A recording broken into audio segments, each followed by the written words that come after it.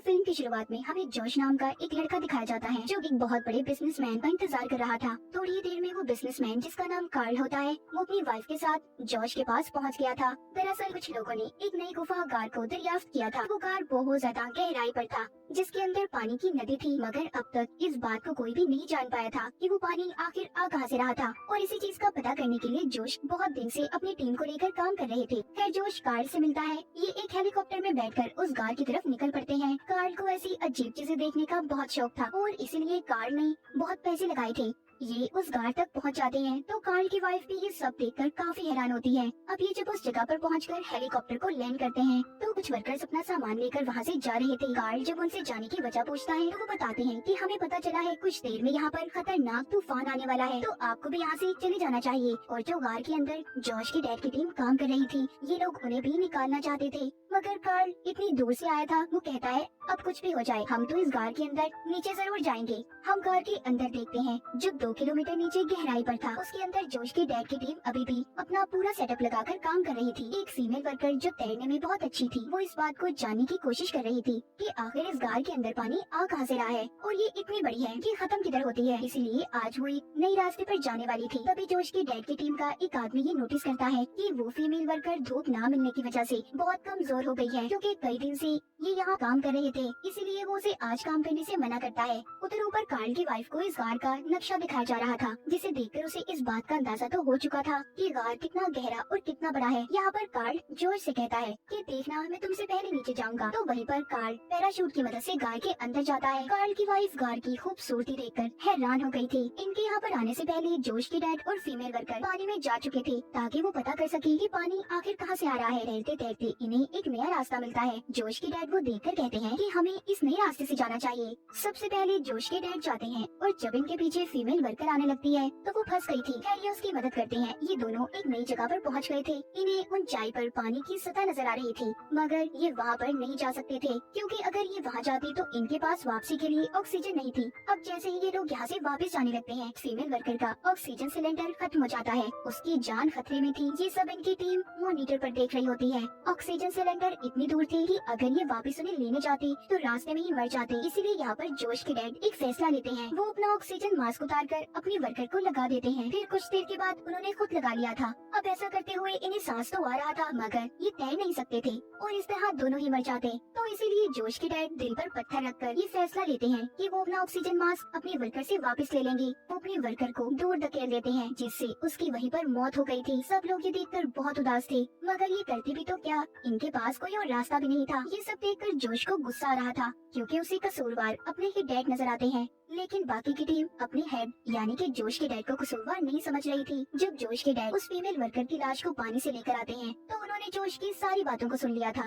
वो उसे गुस्से में वहाँ से जाने का कहते हैं। जोश भी अपने डैड की बातें सुनकर वहाँ से जा चुका था। जब कार्ल इनके पास आता है तो ऊपर दिखाया जाता है बहुत बड़ा तूफान आने वाला था। ऊपर के लोग अपना सामान समेट कर यहाँ से चले जाते हैं। तेज बारिश की वजह से सभी इक्विपमेंट्स, इलेक्ट्रॉनिक डिवाइसेस खराब हो चुकी थी, इसीलिए ये लोग नीचे कार में उन्हें भी नहीं बता सकते थे। नीचे कार से जब जोश और उसके साथी कार से बाहर निकलने की कोशिश कर रहे थे तो उन्हें एक आवाज आती है। असल में ये आवाज पानी की थी। अब इनके पास 2 ही रास्ते थे, या तो ये जल्दी से इस कार से बाहर निकल जाएं या फिर उन रास्तों से दूर हो जाएं जहाँ से पानी आने वाला था।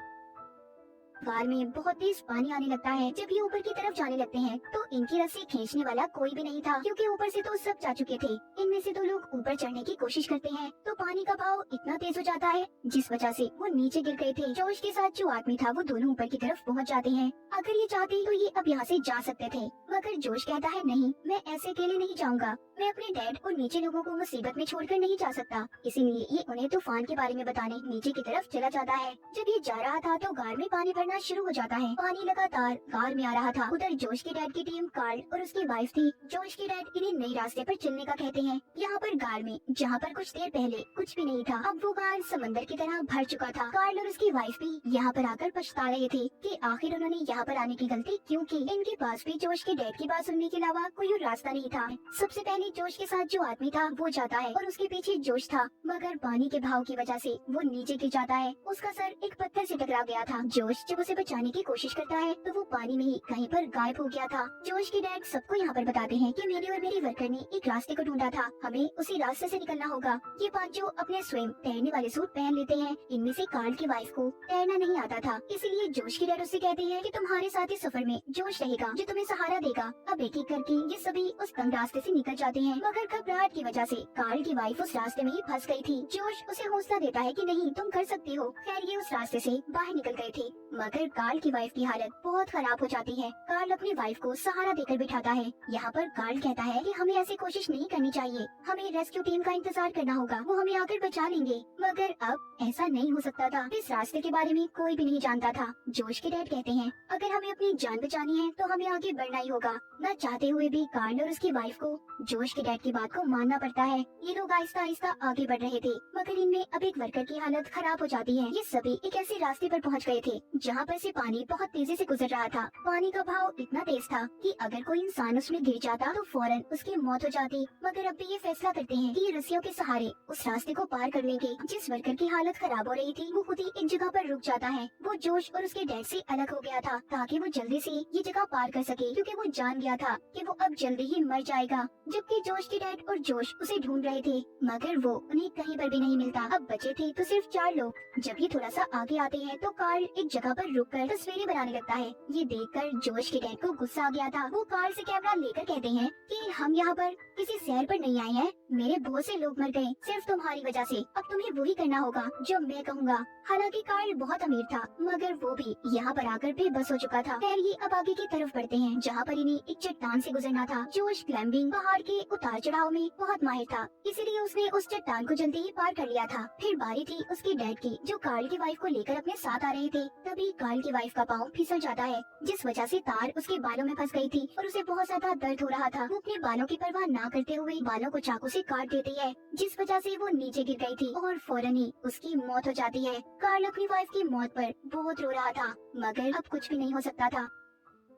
ये तीनों दूसरी साइड पर पहुंच जाते हैं। कार्ल की हालत बहुत खराब होती है। जोश के डैड कहते हैं नक्शे के लिहाज से हमने बहुत लंबा सफर तय किया है, लेकिन अब इनके पास ऑक्सीजन की कमी थी। एक आदमी ही पानी में जा सकता था। जब जोश के डैड और जोश रास्ते का जायजा ले रहे थे तो कार्ल धोखे से सिलेंडर लेकर पानी में चला जाता है, जिस वजह से जोश और उसके डैड वहीं पर फंस गए थे। कुछ देर के बाद जोश के डैड को एक रास्ता नजर आता है जहाँ से इन्हें जंगल नजर आ रहा था, लेकिन वो भी इनसे काफी दूर था। तभी वहीं पर इन्हें एक टैंक मिलता है। उस टैंक में इन्हें कुछ खाने पीने का सामान भी मिला था। इसी तरह 2 दिन गुजर जाते हैं। जब ये अपने पुराने रास्ते से वापस आ रहे थे तो इन्हें कार्ल मिलता है, जो अब काफी जख्मी हो चुका था। वो भूखा होता है और पागलों की तरह बातें कर रहा था। कार्ल जोश और उसके डैड को देखकर खुश होता है। वो समझ रहा था कि वो दोनों उसे बचाने आए हैं, मगर ऐसा नहीं था। जोश के डैड अब उसकी मदद नहीं करते क्योंकि ये इन्हें धोखा देकर गया था। कार्ल जब रो रहा था और खाने को कुछ मांगता है तो जोश को उस पर तरस आता है, इसीलिए वो उसे खाना देता है। जोश जब पानी में रास्ते को तलाश करने जाता है तो पीछे से कार्ल ने जोश के डैड पर अपने पागलपन में हमला कर दिया था, जिस वजह से वो तेज धार पत्थर पर गिर जाते हैं। उनके फेफड़ों पर चोट लगने की वजह से